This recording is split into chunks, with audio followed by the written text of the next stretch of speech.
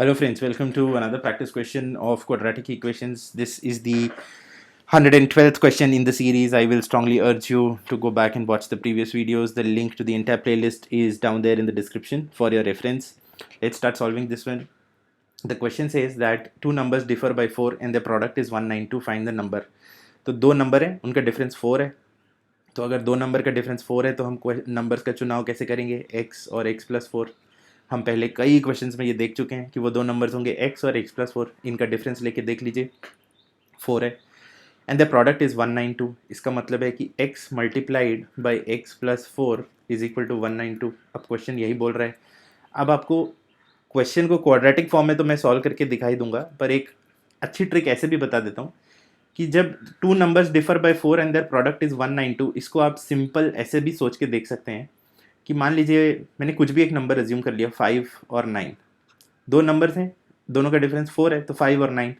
और 5 और 9 को मल्टीप्लाई करके देख लीजिए, आंसर आ रहा है 45. बहुत दूर है, ठीक है, 192 से बहुत दूर है. तो इसको थोड़ा आगे बढ़ाते हैं. कितना आगे बढ़ाते हैं? 9 और 13 देख लेते हैं.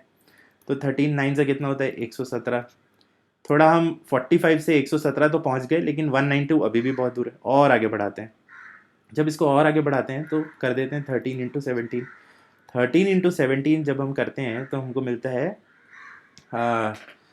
221. ओके, 221. अब हम आगे निकल गए हैं 192 के, तो हमको 13 इंटू 17 जो हमने वैल्यू चुनी है थोड़ी सी बड़ी हो गई है. ओके, ये वैल्यू थोड़ी सी बड़ी हो गई है. तो अब थोड़ा पीछे आते हैं. 13 और 17 थोड़ा सा पीछे आना है, क्योंकि देखिए 117 बहुत दूर है और 221 थोड़ा सा ही आगे है. ठीक है, थोड़ा पीछे आते हैं. तो इसको ले लेते हैं 12 इंटू 16. 12 16 सा होता है 192, और यही चाहिए हमको. तो हमने आंसर ऐसे ही निकाल लिया बिना कुछ क्वाड्रेटिक वगैरह सॉल्व किए. अब हमारा जो आंसर आना चाहिए वो आना चाहिए 12 और 16. अब देख लेते हैं यहाँ 12 और 16 आता है कि नहीं आता है, जब हमको पता है कि आंसर 12 और 16 है. अब इसे सॉल्व करके देख लेते हैं. तो x square plus 4x minus 192 is equal to 0. अब मुझे जब पता ही है कि आंसर 12 आना है तो मैं सीधे तोड़ देता हूँ. Plus 16x minus 12x minus 192 is equal to 0.